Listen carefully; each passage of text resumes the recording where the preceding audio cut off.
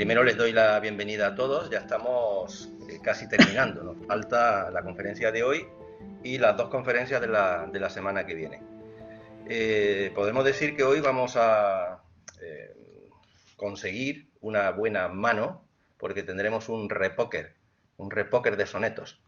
Último soneto de los 5 que se van a comentar en este ciclo de conferencias El infinito en pie, 8 poemas de Góngora comentados. Y es curioso porque sigue siendo, en cierto modo, un soneto de amor, ¿no? En este caso, en su modalidad de desconfianza y celos. Aprovecho para decir que quien no haya leído el teatro de Góngora, que lo haga cuanto antes. Y además esta comedia, La firmeza de Isabela, es una delicia. Como dijo Gracián, escribió solo una, pero vale por 1000. Y de esto va, ¿no? Un poco también el soneto, pero de eso va a hablar Laura Dolfi. Me vas a permitir, Laura, y me van a permitir todos, que mande un mensaje de parte de Marta Lilia Tenorio. Ella querría haber estado aquí, como ha estado desde el principio, pero hoy le era imposible. Tenía otras obligaciones y me ha pedido que la excuse. Así que, bueno, nuestra querida mexicana, Marta Lilia Tenorio, no puede estar hoy aquí con nosotros.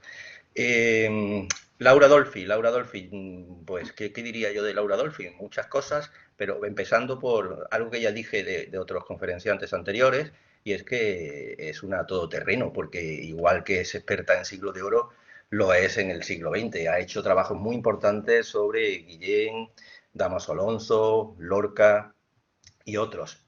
Y luego se suele decir de los colegas, se suele decir, tal colega es experto en tal movimiento literario, en tal autor. De Laura Dolfi podemos decir, bueno, de una manera tajante, que no es experta, sino que es la experta en el teatro de Góngora. Hay un libro importante que salió en 2011, ella lo recuerda, en Renacimiento, donde recoge sus últimos estudios, si no estoy muy desinformado, sobre el teatro de Góngora, y por supuesto está esa edición en cátedra que hay una edición actualizada, ¿no? más reciente, sobre posterior a la primera que sacó, del teatro completo, además todos de Góngora. Además todos sus trabajos son de una pulcritud y de un rigor filológico intachable. Yo quiero agradecerle también a Laura Dolfi. Coincidimos aquí en 2011 en aquel congreso, no sé si lo recuerdas, El universo de Góngora, orígenes, textos y representaciones. Y desgraciadamente estaba invitada al homenaje a Robert Young, que se celebró en la Casa Góngora, si no recuerdo mal, en el año 2017, pero al final, por problemas de agenda, o no recuerdo exactamente por qué fue, no pudo volver a Córdoba. Pero sí le quiero agradecer ahora, públicamente, pues la sorpresa que me llevé en 2012 en la Biblioteca Nacional de España, cuando se inauguró aquella exposición, ¿no? La estrella inextinguible, Góngora, la estrella inextinguible, ¿no? Porque allí ella, viniendo de Italia, junto a otros queridos colegas como Melchora Romanos, que venía nada más y nada menos que de Argentina, ¿no? Por cierto, que también estaba invitada a este ciclo, pero finalmente declinó la invitación por razones personales. O incluso Gustavo Guerrero, que venía de Francia, pues ahí estaba también en esa inauguración en mayo de 2012, Laura Dolfi, y te lo agradezco públicamente. Hoy nos va a hablar de un soneto, como he dicho, que es un soneto que aparece en La firmeza de Isabela, al final del primer acto, y el primer verso del soneto es Donde armados de nieve los triones. Su conferencia lleva el subtítulo de Imágenes, metáforas y finalidad dramática. Bueno, no te quito más tiempo y te cedo la palabra. Laura, cuando tú quieras. Bueno, gracias Joaquín por esas palabras muy amistosas, por esa invitación a ese foro que está resultando tan interesante, me lo estoy pasando estupendamente. Y también quería decir, porque es verdad que los gongoristas te debemos mucho por tus estudios sobre Góngora y por esa incansable actividad de organizador que, bueno, es estupenda y, bueno, es de esa que estamos disfrutando. Gracias, muchas gracias. No, es verdad, o sea, eso hay que...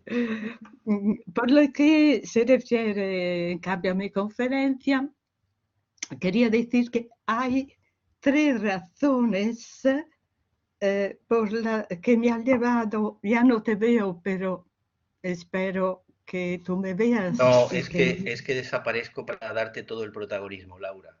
Y Ah, incluso espero que los lirios estos que están cerrados aquí de mi casa durante tu conferencia se abran de pronto. bueno, entonces sigo. Quería decir que por lo que se refiere a mi conferencia, en realidad hay 3 razones que me han llegado a elegir este soneto. La primera, que es la más obvia, es la de llamar una vez más la atención sobre el teatro de Góngora, que sigue siendo la parte de la obra de Góngora menos leída, y me refiero sobre todo a los estudiantes de bachillerato, de universidad, etc. La segunda es que este soneto corresponde exactamente a un monólogo. Entonces, teóricamente se puede leer también de manera autónoma, como una composición autónoma. La tercera es que estos versos, más allá de su significado, que también cuando saqué la edición de la comedia me pareció haber entendido, me daba la impresión de algo inaprensible.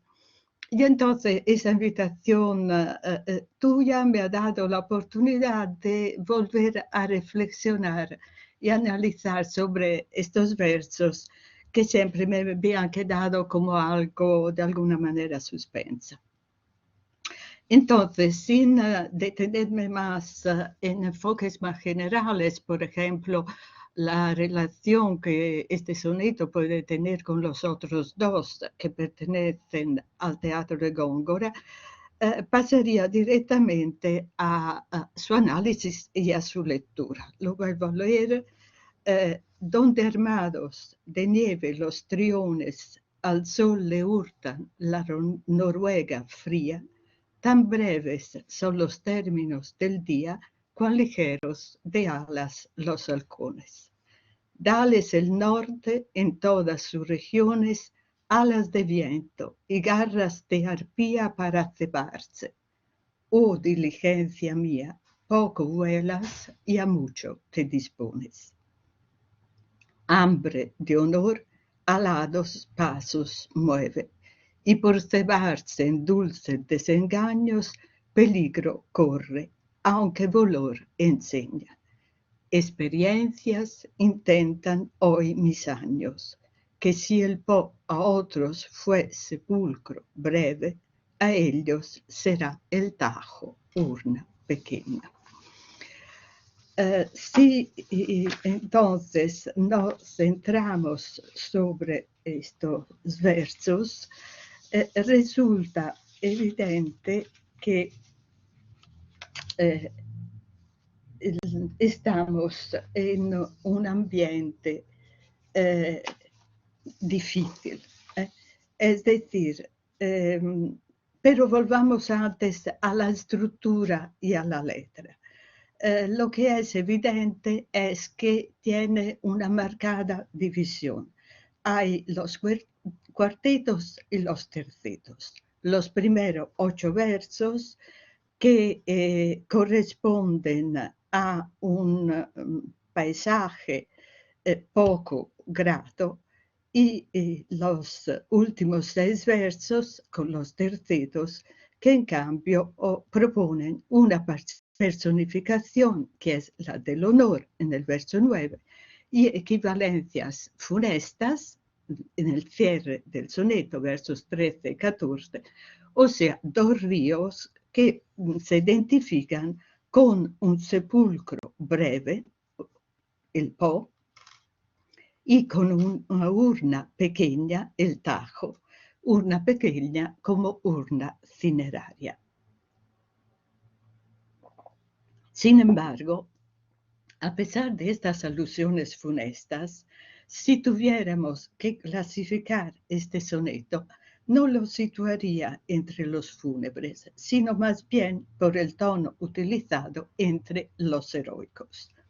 En efecto, La frase esclamativa que situándose al final del segundo cuarteto constituye el eje del poema, o sea, o diligencia mía, poco vuelas y a mucho te dispones, alude a una prueba supuestamente difícil y peligrosa, como os decía, con la que hay que enfrentarse. El ambiente al que los dos cuartetos remiten es desapacible e inclemente. La connotación cronológica astral con la que se abre lo demuestra enseguida. No estamos en aquella estación florida del año que evocando la constelación del Toro abre la soledad primera, sino en un rígido invierno, acompañado por los triones, es decir, por aquellas estrellas de la Osa Mayor que suelen estar relacionadas con el polo ártico y que aquí remiten a un norte solo en parte connotado. Se habla de nieve, de Noruega fría, de ausencia del sol y de luz. Especifica los términos del día son breves. El participio armados, que describe la constelación, y el presente hurtan, en su significado literal, remiten a una actitud agresiva que el recuerdo de veloces halcones convalida inmediatamente después. Verso 4. Pero no basta. Ampliado el espacio de una región, la Noruega, a todas las regiones del norte, esos aves rapaces se cargan de un carácter más amenazador, ya que, dando por sentada su voracidad, se le confieren alas de viento y garras de arpía para cebarse. Además, a la rapidez del vuelo de los monstruosos seres mitológicos que perseguían al rey Fineo hurtándole la comida, se opone la capacidad limitada de la ya citada diligencia del protagonista, que su poco vuelas denuncia. Y esa imagen de un ave predadora la que se proyecta en el primer terceto, donde Honor, transformado en arpía, mueve pasos alados para llegar a cebarse y a calmar su irresistible hambre. En cambio, inmediatamente después, abandonadas ya las transfiguraciones metafóricas y las personificaciones, ese mismo honor se asocia a sustantivos negativos como peligro y desengaños. Los indicios ofrecidos sobre las motivaciones de estas asociaciones no son muchos.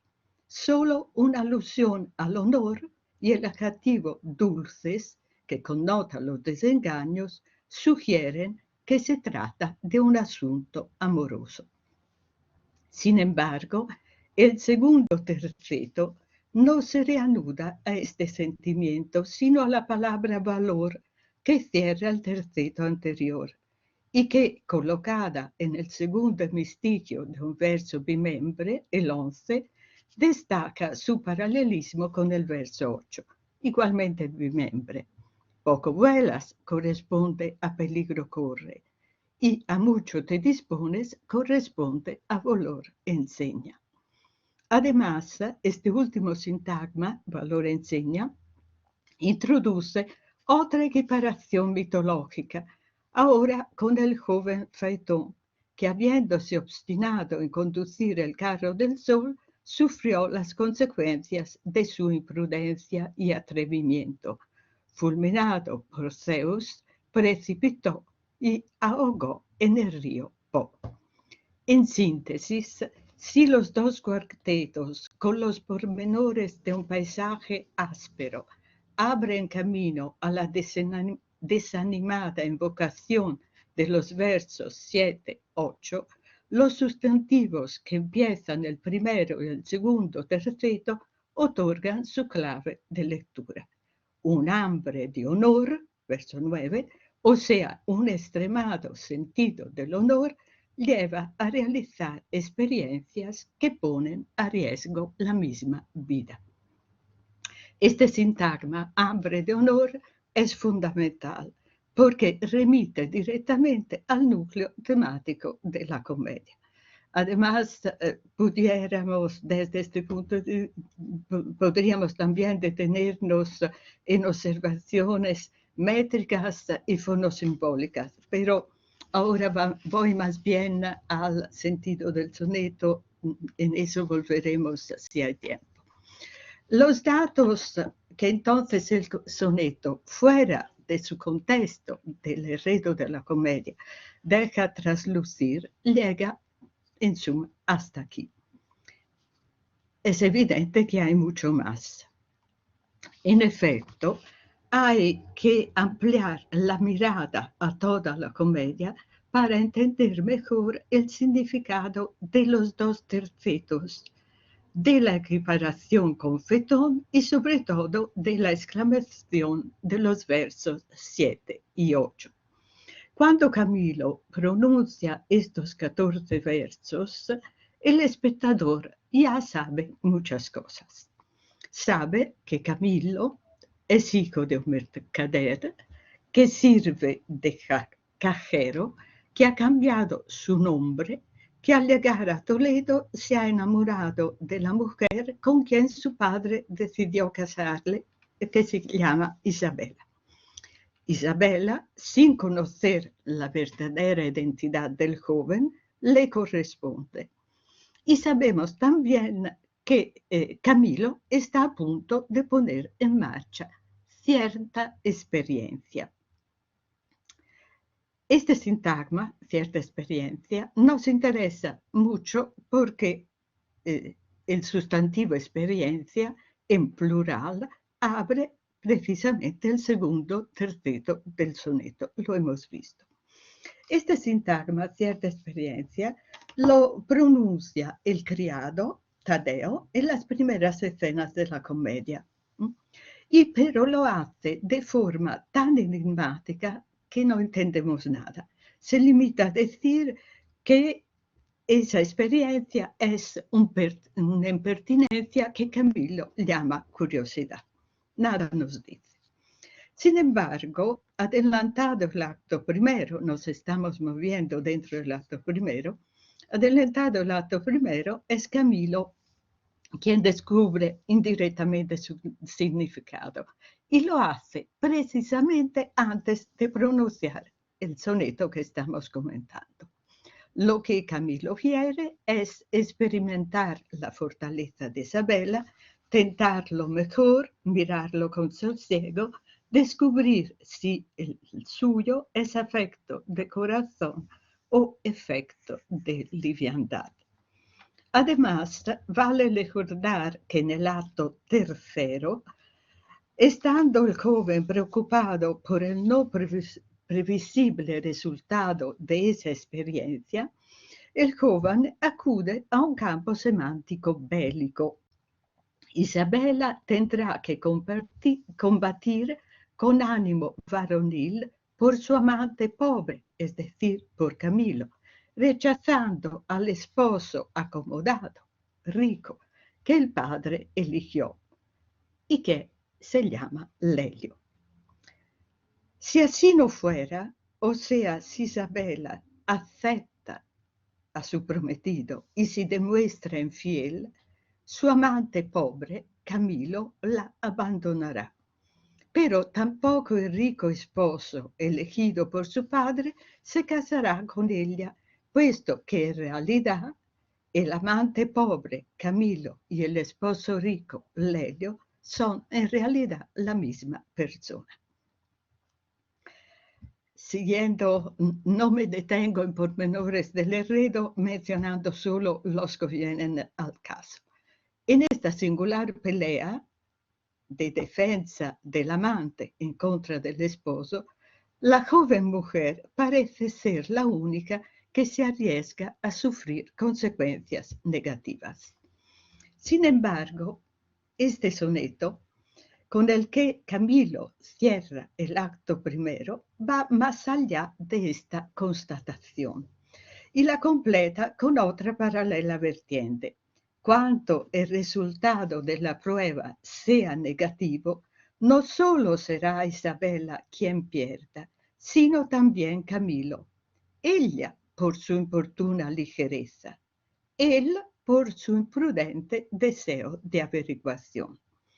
Como sugieren los terceros, obstinándose en llevar adelante su prueba, el joven arriesga perder su vida, o mejor, un amor que coincide con la vida.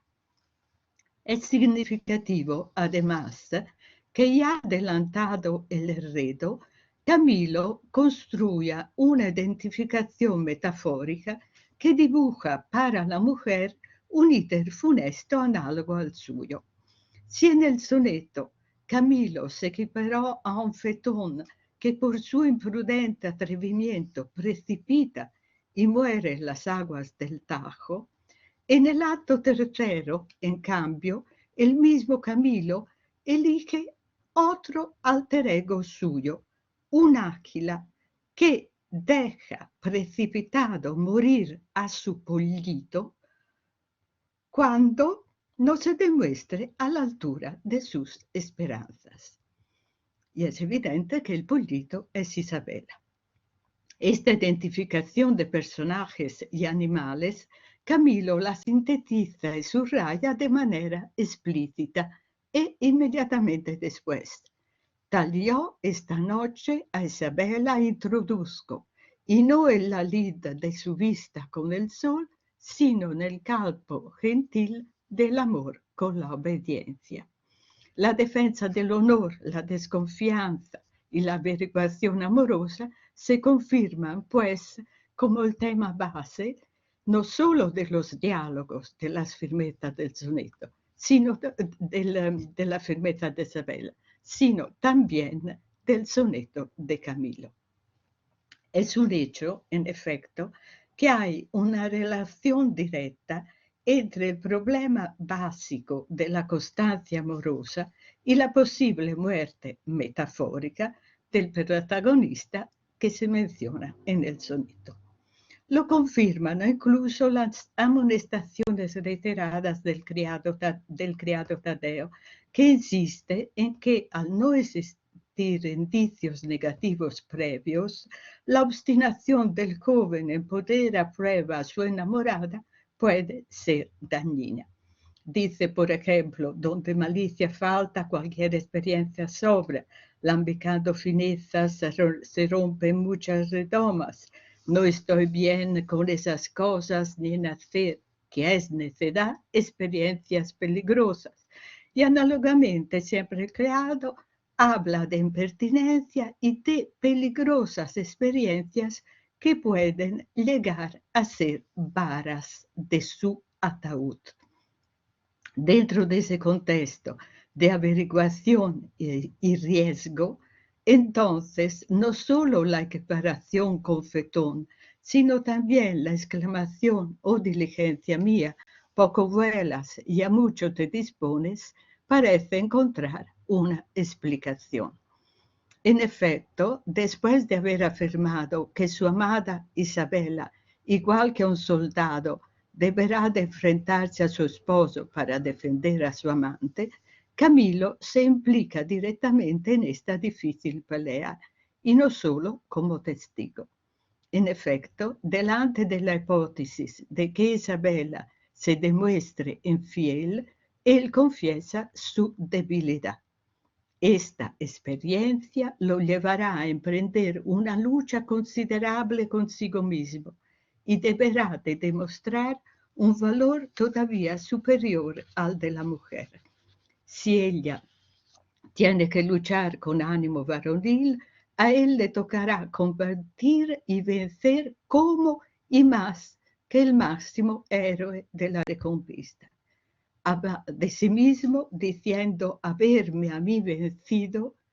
En ese caso, si se vence a sí mismo dejando a la mujer, resultará más victorioso que el Cid.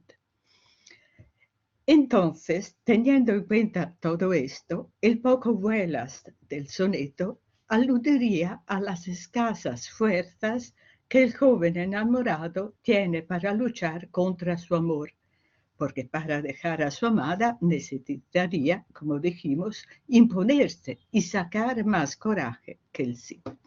En cambio, la otra parte del verso, a mucho te dispones, confirmaría que sea como sea, su finalidad primaria sigue siendo la de llevar adelante una prueba, una experiencia que defiende uno de los valores más importantes del siglo de oro, o sea, el honor. Sin embargo, a pesar de que esa lectura parezca perfectamente coherente con las varias alusiones que hemos ido comentando y con su contexto, creemos que merezca la pena volver sobre esta exclamación, analizándola también desde otra perspectiva. En efecto, hay que tener en cuenta que las firmetas de Isabela no propone un caso de mera averiguación de fidelidad amorosa, como por ejemplo en el curioso impertinente hace Cervantes, sino más bien, aunque sea de manera marginal, el planteamiento de un conflicto entre el amor y las convenciones socioeconómicas de la época. Y no importa si en realidad este conflicto es solo teórico. Ya dijimos que Lelio pobre y Camilo rico son la misma persona, puesto que la mujer que tiene que demostrar su constancia no lo sabe, como por otra parte lo ignoran los demás personajes, con la excepción del criado. Para la mujer, entonces, guardar fidelidad a su amante, pobre, significa enfrentarse con su padre, rechazar al esposo acomodado que él eligió y completar, por fin, aquella valoración antonomástica que utilizó delante del joven, cuando afirma no te acobarde tu estado, siendo pobre, porque desde que te vi un fúcar alemán eres un genovés lomelín. Es pues esta identificación oximórica, pobre cajero, Camilo, rico banquero, fúcar, lomelín, lo que el joven Camilo pretende ver realizado. Y es precisamente a este obstáculo económico que él mismo construyó al simular su pobreza, al que creemos que se refiere con la invocación que se sitúa al centro del soneto. En pocas palabras, alejándose de lo afirmado poco antes durante su contradictorio con el criado, que está todo centrado en la firmeza y posible constancia en constancia de Isabela, el joven elegiría como tema de su soneto, antes que la firmeza de Isabela, su propio atrevimiento y sus inevitables riesgos. Lo que él denuncia con su diligencia mía poco vuela, a mucho te dispones, remitiría pues a su situación social y económicamente baja, poco vuelas, y a su pretensión de poner en marcha una experiencia atrevida, aconsejable solo para un esposo halcón, o sea, para un esposo acomodado que tiene fuerzas para perseguir un objetivo alto. A mucho te dispones. Sería precisamente por darse cuenta de esta osadía suya por lo que se parangona al imprudente presumido Ofertón, estando consciente, por otra parte, de que, igual que el hijo del sol, también él lo está arriesgando todo. Esto parece, en suma, el significado literal de este interrogante. El soneto parece, de alguna manera, aclarado. Sin embargo, creemos que hay algo más. En efecto, es interesante recordar que Las firmetas de Isabela es una pieza intencionada y declaradamente antilopista, en la que Góngora, escondiéndose detrás de sus personajes, recuerda y alaba a dramaturgos clásicos o prelopistas, Plauto, Torres de Narro y Lope de Rueda. sin hablar del siguiente, el doctor Carlino, donde afirma su explícito rechazo de la opinión del vulgo tan valorada por el Fénix. Es significativo que sus personajes, por ejemplo, digan en sus diálogos frases como del vulgo en todo ignorante, que el vulgo se satisfaga no lo solicito, es impertinente y vaga la satisfacción del necio.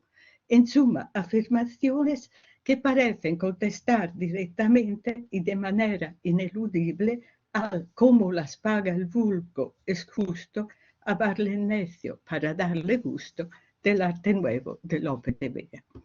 Teniendo en cuenta todo esto, entonces, no se puede excluir que una vez más Góngora haya decidido esconderse detrás de sus personajes para expresar su opinión. En efecto, la obstinación y audacia de Camilo en perseguir su finalidad, a pesar de su posición desventajada, corresponde perfectamente a la del mismo Góngora, que siendo poeta y no dramaturgo, se estaba atreviendo no solo a escribir una pieza teatral, Las firmetas de Isabela, sino hasta a proponer un nuevo arte de escribir comedias. Casi mis anabim, imagen figurada de la misma situación del autor, este soneto declararía, pues, ya al final de la jornada primera, la voluntad de implicación de un Góngora que, aunque en lo teatral poco vuela, no renuncia a su propósito de intentar renovar el teatro de una manera diferente de la de Lope. A mucho se dispone. Y como el joven prometido, en un paisaje inclemente, se compromete en una prueba difícil en la que puede perderlo todo, incluso Góngora, en una situación que por el éxito del teatro popular se suponía adversa, decide someterse a una prueba difícil y audaz como la de proponer un teatro clásico y culto, y a pesar de que esto pudiera llevarle al fracaso. Un fracaso que de cualquier modo, casi terminada su comedia en las últimas escenas del acto tercero, el mismo Góngora desmiente, alabando hiperbólicamente la improvisada actuación de sus protagonistas, metateatro de su misma comedia. En la escena de fingido teatro del teatro, porque es una ficción que se transforma en espectáculo, sus personajes dirán, buenos son esos errores, extremada es la maraña, el asunto es extremado, no se ha visto cosa igual, buen paso, en el mesón de la fruta no le ha visto tal Toledo. ¿Qué paso esta? Es decir, que la dinamicidad de la última escena con las alabanzas de un espectáculo, comedia, que es la misma alabanza del autor satisfecho de su obra, resultaría de alguna manera una contestación y conclusión a las dudas iniciales que expresa este soneto, con la conciencia de poco volar y el mucho disponer.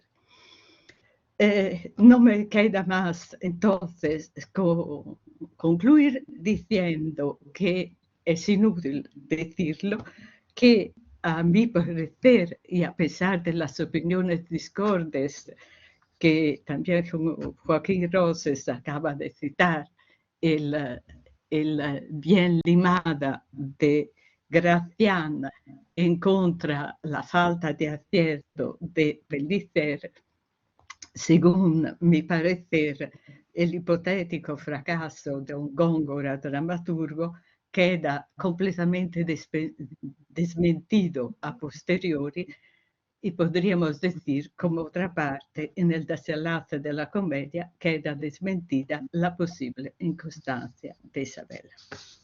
Gracias, es todo. Muchas gracias, Laura. Gracias también por, bueno, ajustarte al tiempo previsto y, bueno, habrán sido conscientes de la capacidad de síntesis y también las posibilidades que ofrece este comentario, porque Laura ha ido del soneto a la comedia y de la comedia a la metapoética de la comedia y al arte nuevo de hacer comedias, 1609, de Lope, ¿no? Aparte de decirnos que este soneto puede ser considerado más heroico que funerario. Y otra cantidad de sugerencias, ¿no?, que podríamos pues ahora discutir o debatir, si alguien se anima a preguntar. Aplausos en el chat, Laura, ¿vale? Por si no lo estás viendo. Y cedo la palabra ya a cualquiera que quiera preguntar. No hay preguntas. Estupenda lectura, Laura, dice Andrés Sánchez Robaina. ¿Más preguntas? Bueno, más preguntas. ¿Alguna pregunta? ¿No hay preguntas? Bueno, yo cuando he leído esta comedia, la he leído no demasiadas veces, tenía que haberla leído más. Es sorprendente, ¿no? Pero lo que más me sorprende es cómo esa dificultad de Góngora se lleva también al terreno de los sentimientos o de la teoría de los sentimientos, porque lo de Lelio convirtiéndose en Camilo para probar a Isabela, para ver si le es fiel o no es fiel o no le es fiel, es una auténtica paranoia, ¿no? Porque claro, además es como una, podríamos decir, algo así, ¿cómo se llama?, ¿no? Una tautología, ¿no? O algo que no tiene salida. Porque claro, si se enamora de Camilo, se está enamorando de Lelio. Pero claro, está traicionando el amor forzado, ¿no? Bueno, o el compromiso a que lo somete su padre, ¿no? La somete su padre Octavio, ¿no? Perdón, Galeazzo, porque Camilo es hijo de... Galeazzo. De Camilo es Galeazzo. hijo de Galeazzo, sí. Octavio es el padre de... Sí, un lío con los De nombres. Isabela. El padre de Isabela, sí. No sé, se me ocurre eso, ¿no? El enrevesamiento mental también, el terreno de los sentimientos de Góngora en el Sí. planteamiento de esta comedia, ¿no?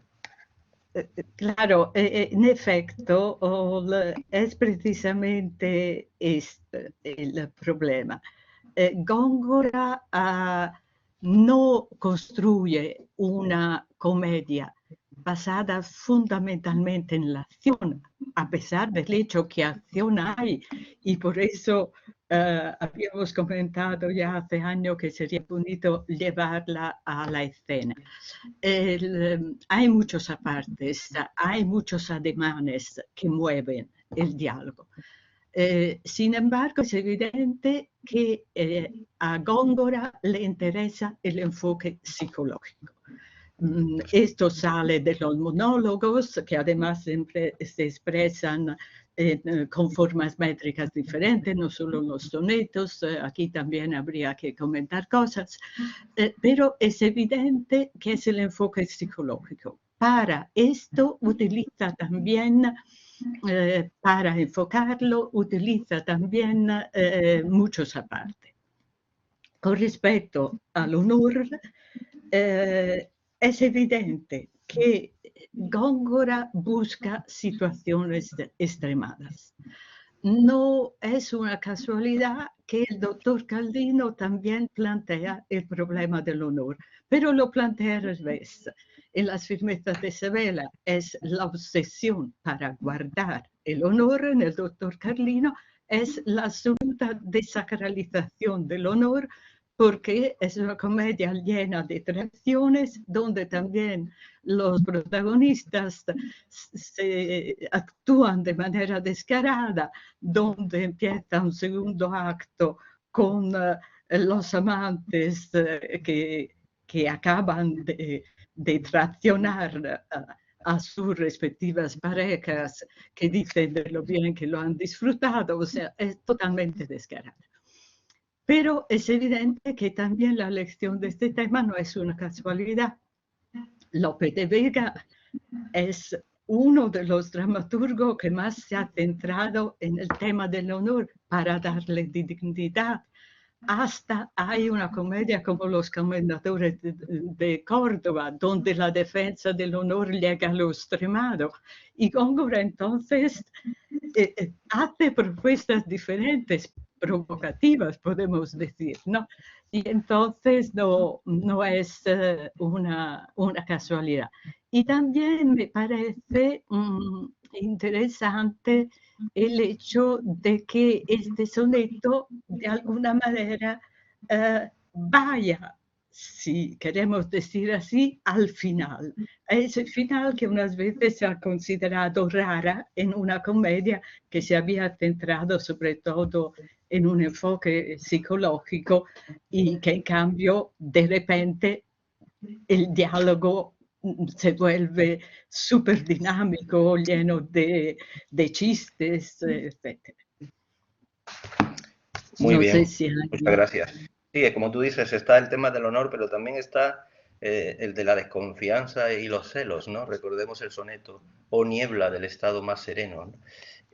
Claro. Bueno, no sé si... Ah, bueno, sí hay, un momento. Hay, en la conversación por escrito hay una pregunta de Javier Soto Zaragoza. Dice, aprovechando la presencia de Laura Dolfi, quisiera preguntarle si ella entiende que el teatro de Góngora, que como dice no se entiende ya como fallido, podría ser representable. Es posible que lo haya dicho en algún trabajo previo, pero sin ser yo un experto en Góngora, leí que Ciplillauscaité lo consideraba así por la gran carga lírica, la habitual dificultad de comprensión de las imágenes gongorinas y la poca acción. Enhorabuena por la conferencia también. Si quieres puedes comentar, yo luego contaré alguna anécdota. Sí, sí, sí. Bueno, no, yo en efecto escribí un artículo precisamente para defender el hecho de que esta comedia se puede representar. Claro, no es una comedia fácil, pero son fáciles las comedias del siglo de oro. Si yo pienso, qué sé yo, en el comienzo de La vida y sueño, tampoco es muy fácil. Hay metáforas, hay eh, una, todo un conjunto de instrumentos retóricos que al público de hoy puede resultar no fácil. Yo creo que la gran diferencia está en el hecho de conocer o no conocer un texto.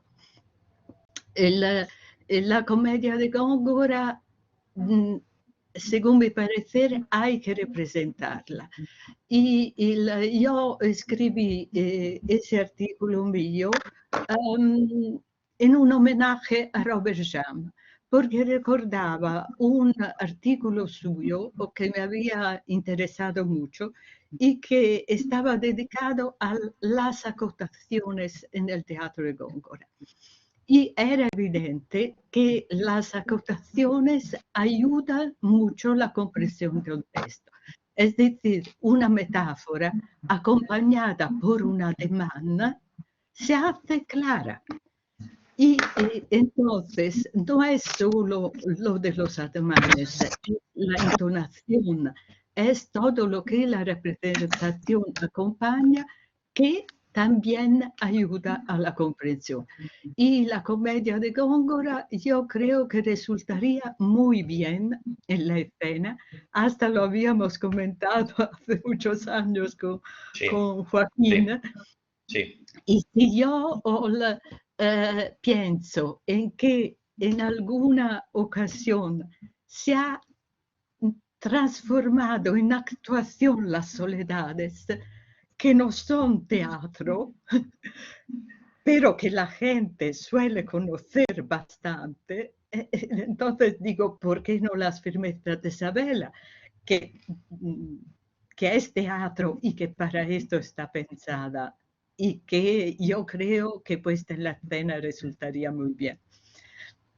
quiero escuchar tu anécdota. Sí, sí, no sé, no, lo que no sé si yo ya te la comenté, pero ya que estamos en un foro público la puedo comentar ahora. Cuando se iban a celebrar los 450 años, la exposición fue un año después, en 2012, desde el 2010 todo esto empezó a moverse y uno de los proyectos era precisamente representar las firmezas de Isabela. Entonces yo lo llevé esto al Ministerio de Cultura y estaba en aquel momento de director de la Compañía Nacional de Teatro Clásico, si no recuerdo mal, del Centro Dramático Nacional, Eduardo Vasco.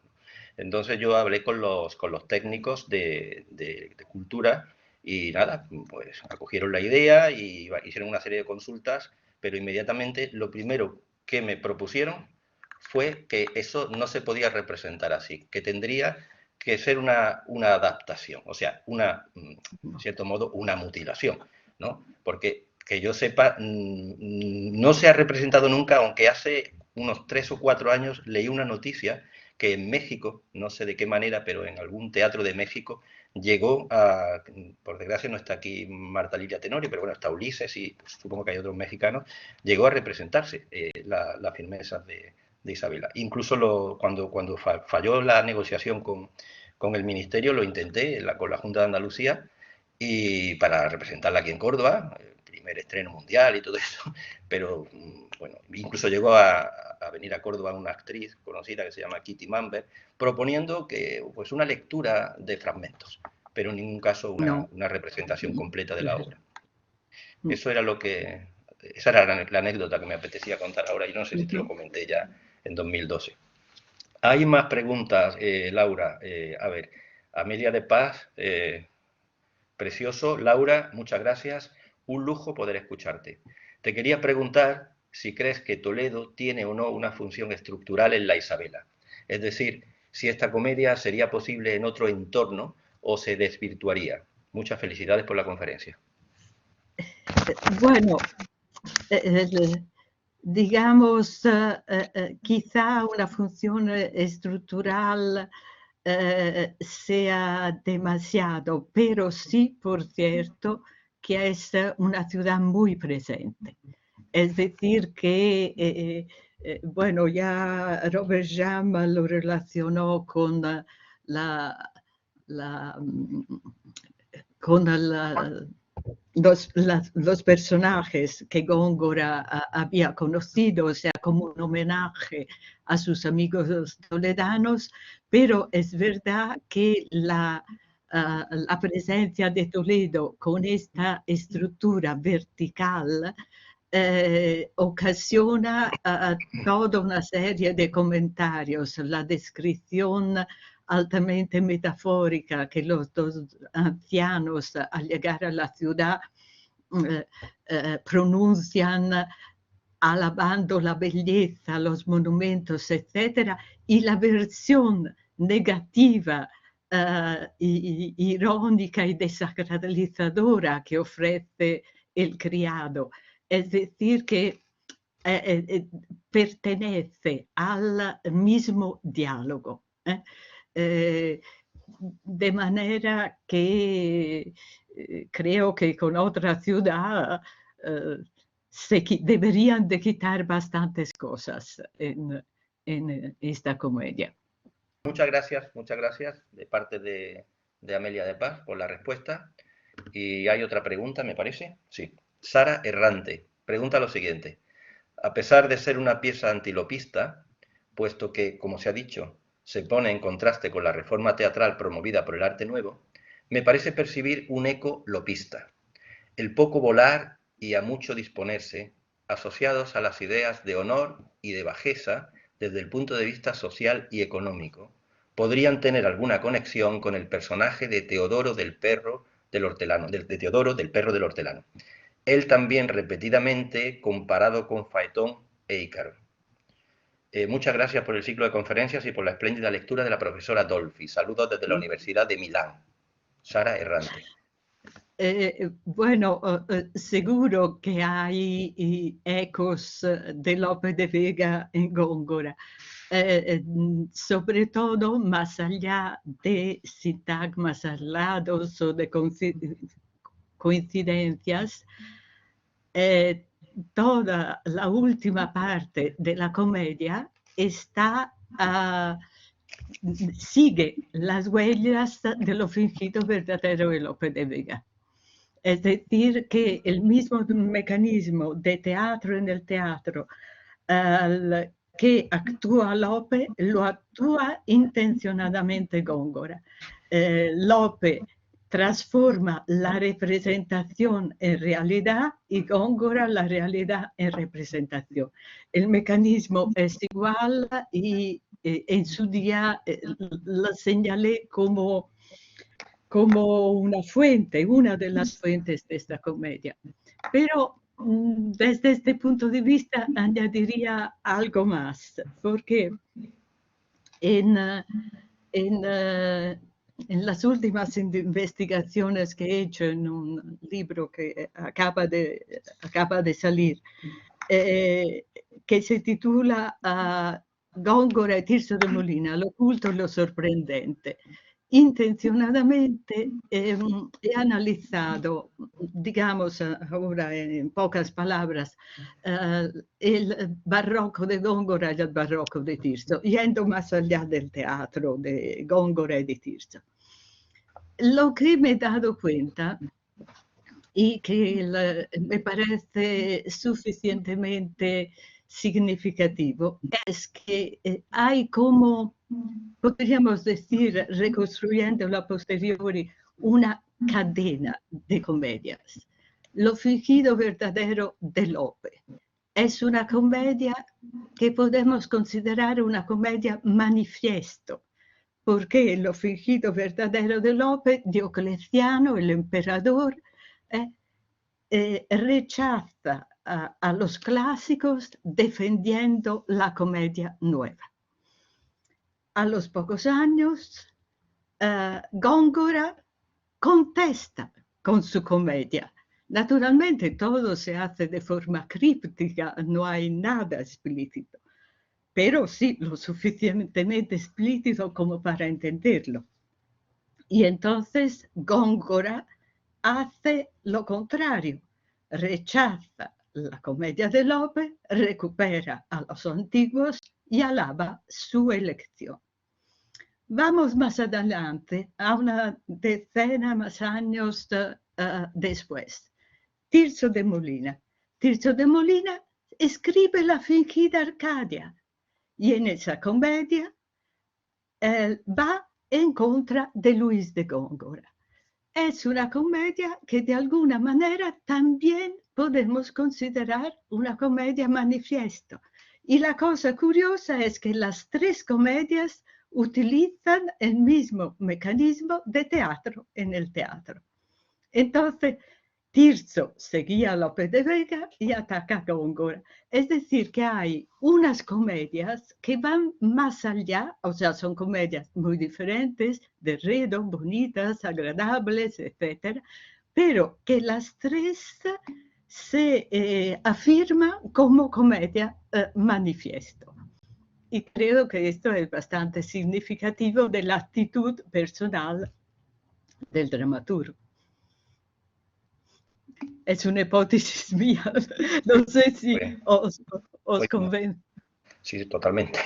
Hay un comentario, no es una pregunta, también de Beatriz Aguilera Jurado. Muchas gracias por una exposición tan grata como memorable. Sería un sueño poder disfrutar de la representación de la obra, para todos. Eso digo, ojalá, ojalá.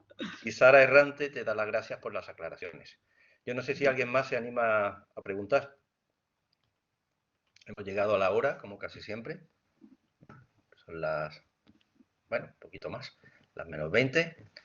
Si no hay más preguntas, yo quiero volver a agradecerte tu conferencia, y no solo tu conferencia, sino toda tu actuación en el debate posterior.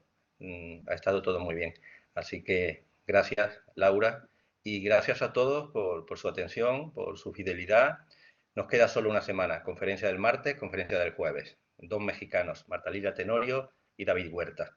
La del martes será sobre uno de los romances más hermosos, ¿no?, de Góngora, que es el romance de Angélica y Medoro, en un pastoral albergue. Así que quiero que nos reunamos todos otra vez el martes a las 7:30. Muchas gracias.